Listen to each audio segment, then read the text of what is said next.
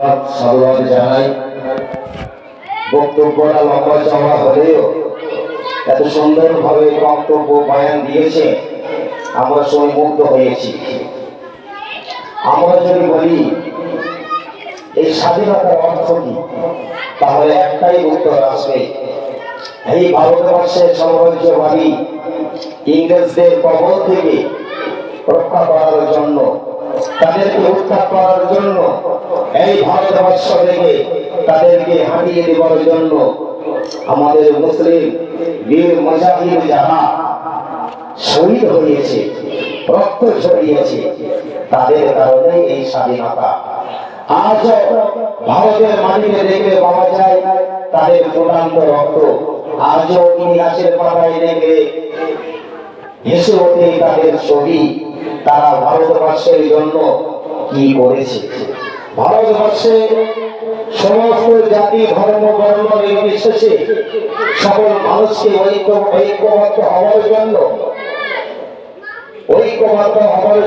সম্প্রীতি বজায় রাখার জন্য, সকল মানুষকে একত্রিত করার জন্য তাদের সেই আন্দোলন, তাদের সেই যুদ্ধ, তাদের সেই মুজাহিদের দেশ ধরে তারা যে লড়াই করেছে, তাদের জন্য এই ভারতবর্ষ। আমরা তাদেরকে স্যালুট জানাই, তাদেরকে সাধুবাদ জানাই। তারা আমাদেরকে এই সুন্দর ভারতবর্ষের সুচিতার ছায়ায় আমাদেরকে ঘোরবার জন্য, নিজের অধিকার পাওয়ার জন্য জীবনটাকে স্বাধীনভাবে কর্মক্ষেত্রটা নিয়ে যাওয়ার জন্য যে সুব্যবস্থা বানিয়েছে, আমরা তাদের জন্য আমাদের এই স্বাধীনতা। তারা যদি না থাকতো, তারা যদি আজকে না হতো, তাহলে আমরা স্বাধীনভাবে ভারতবর্ষের বুকে ঘুরতে পারতাম না। স্বাধীনভাবে আমরা ইচ্ছা মতো আমাদের দাবি দাবাগুলো মানতে পারতাম না। কেননা ইংরেজরা যেভাবে 200 বছর ধরে এই ভারতবর্ষের বুকে নিরীহ মানুষের উপরে নির্যাতন করেছে, নিষ্কাশন করেছে, তারা অস্থির হয়েছিল, তারা সহ্য করতে পারেনি। ভারতের মানুষরা তারা ঝোঁকে লেগে গিয়েছিল। এই মুহূর্তে, এই সময়ে ভারতবর্ষের মানুষকে জানিয়ে দিলেন, হে ভারতের মানুষেরা, হে ভারতের হিন্দু মুসলমান মানুষেরা, তোমার চুপ করে থাকলে হবে না, বসে থাকলে হবে না। এইবারে আমাদের লড়াই করতে হবে, এইবারে আমাদের যুদ্ধ করতে হবে। তা না হলে এই ভারতবর্ষের মাটিতে ভারতবর্ষের মানুষেরা, নিরীহ মানুষেরা সুষ্ঠুভাবে জীবনযাপন করতে পারবে না।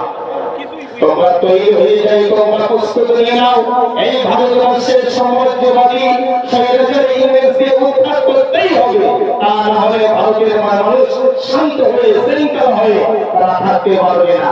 এইভাবে যখন শাহওয়ালিউল্লাহ মহাদেব দেহলভী রহমাতুল্লাহ আলাইহি এই বার্তা যখন ছড়িয়ে দিলেন, একের পর এক আস্তে আস্তে সমস্ত ভারতবর্ষের মানুষেরা তারা প্রস্তুত নিয়ে এলো ইংরেজদের সাথে লড়াই করার জন্য।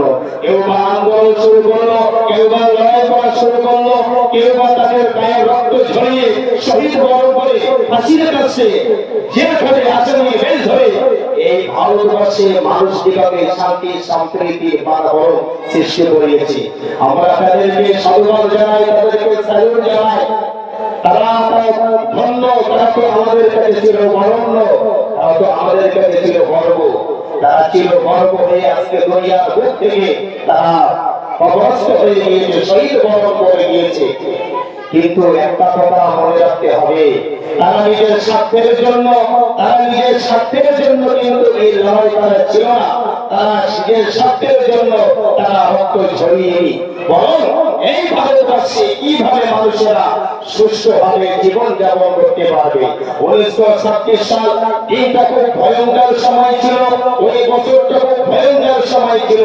ইংরেজদের সামনে কথা বলার মতো সাহস ছিল না, ইংরেজদের সম্পর্কে কথা বলার মতো সাহস ছিল না। সেই মুহূর্তে কিন্তু মাওলানা হোসেন আহমদ মাদানী রহমাতুল্লাহ আলাইহি তিনি ভারতবর্ষের মানুষকে একটা কথাই বলেছিলেন, ভারতবর্ষের মানুষকে একটা বার্তায় দিয়ে দিলেন, হে ভারতের হিন্দু মুসলমান জৈন খ্রিস্টান ইসাই সমস্ত ধর্মের মানুষেরা, ভারতবর্ষ থেকে যদি ইংরেজকে উৎখাত করতে হয়, ভারতবর্ষ থেকে ইংরেজদেরকে দূরে সরাতে হয়, তাহলে ইংরেজ সেনাবাহিনীতে যোগ দেওয়া যাবে না, তাহলে আমরা ইংরেজদেরকে ভারতবর্ষ থেকে আমরা সরাতে পারবো না। 1926 সালে এই ফতোয়া, এই বার্তা যখন মাওলানা হোসেন আহমদ মাদানী রহমাতুল্লাহ আলাইহি বার্তা দিলেন, সেই সময় মাওলানা হোসেন আহমদ মাদানীর উপরে ভীষণভাবে কঠোরভাবে মাওলানা সাহেবের উপরে কমিটি আদালতে আপিল করা হলো, মাওলানা সাহেবকে জেলে আনা হবে। এই সময় মাওলানা সাহেবকে যখন জজ উকিলরা মাওলানা সাহেবকে কমিটি আদালতে হাজির করার জন্য নির্দেশ দিলেন, মাওলানা সাহেব আস্তে আস্তে কমিটি আদালতে হাজির হলেন। এমন সময় সমস্ত কোর্টের আদালতের সমস্ত জজ ব্যারিস্টাররা কমপ্লিট হয়ে গেল, পাথরের মতো কাঁদতে শুরু করলো, না জানি ইংরেজদের কবল থেকে মাওলানা হোসেন আহমদ মাদানীকে কিভাবে রক্ষা করা যায়। মাওলানা হোসেন আহমদ মাদানী যখন ইংরেজদের এই ফতোয়া দেওয়ার কারণে তাকে শুনানির সময় মাওলানা মোহাম্মদ আলী জোহর হুজুরের হাত ধরে বললেন, হুজুর আপনার বয়ানটা বদল করে দিন, আপনার বয়ানটা পাল্টে দিন, আপনার কথাটা পাল্টে দিন, তা না হলে ইংরেজদের আদালত থেকে জেল থেকে কিন্তু রেহাই পাওয়া যাবে না, হয়তো ফাঁসি হতে পারে, হয়তো এই আদালতে যাবজ্জীবন জেল হতে পারে। সেই সময় বাঘের মতন গর্জন দিয়ে মাওলানা হোসেন আহমদ মাদানী বলেছিলেন, হে মাওলানা মোহাম্মদ, আমি আমার বয়ান বদল করতে পারবো, আমি আমার বয়ান বদল করে মিথ্যা আশ্রয় নিতে পারবো, কিন্তু আমার ঈমানটা তো বদল হয়ে যাবে, আমার ঈমানটা তো নষ্ট হয়ে যাবে। আমি চাই না আমার ফাঁসি হোক, আমার জেল হোক, আমি শহীদ বরণ করবো, ভারতের মানুষের জন্য শহীদ হয়ে যাব, শুধুমাত্র যাতে আমার ভারতের ভাষা যাতে আমার স্বার্থপর না বলতে পারে, ধান্দাবাজ না বলতে পারে, আমার ফাঁসি হলেও আমি এই কথা বদল করতে পারবো না। আমি যেটা বলেছি আগে এখন সেটাই বলছি। এই রকম জাযবা, ঈমানি তাকওয়া, তার শক্তি সাহস নিয়ে ইংরেজদের সামনে লড়াই করেছিলেন, আন্দোলন করেছিলেন মাওলানা হোসেন আহমদ মাদানী। শুধু তাই না, আমরা ভারতবর্ষের ইতিহাস দেখলে লক্ষ্য করতে পারবো যে ইতিহাসগুলো আমাদেরকে শেখা হয়নি, যে ইতিহাসগুলো আমাদেরকে জানা হয়নি, আমরা ইতিহাস থেকে মাহরুম হয়ে গিয়েছি। আমাদের ছেলেরা, আমাদের মেয়েরা ভারতবর্ষের স্বাধীনতা আন্দোলনে যে মুসলমানদের কত অবদান ছিল, ভারতবর্ষের হিন্দু মুসলমান জাতি ধর্ম বর্ণ নির্বিশেষে সকল মানুষের কত অবদান ছিল, এই অবদানের কথা কিন্তু আমাদের ছেলে মেয়েরা জানতে পারে না, তাদেরকে সেই ইতিহাস শেখানো হয়নি, তাদেরকে সেই ইতিহাস জানানো হয়নি। শুধুমাত্র জানা হয়েছে সেই সমস্ত ব্যক্তিদেরকে যারা ভারতবর্ষের বুকে যতটুকু ভূমিকা রেখেছিল তার থেকে বেশি রেখেছিল ভারতবর্ষের মুসলিম ওলামা সমাজরা। তারা যদি না থাকতো, তারা যদি আগে ঝাঁপিয়ে না পড়তো, তাহলে হয়তো এই ভারতবর্ষ থেকে ইংরেজদেরকে উৎখাত করার সাহস তাদের হতো না। আমরা সেই সমস্ত বীর মুজাহিদদেরকে আমরা স্যালুট জানাই, সাধুবাদ জানাই, তাদের কারণে আমরা সুন্দরভাবে জীবন পেয়েছি, সুন্দরভাবে আমরা চলার পথ আমরা সহজ হয়ে গিয়েছে, আমরা তাদেরকে স্যালুট জানাই। এই বলে আমি আমার সংক্ষিপ্ত বক্তব্য শেষ করলাম।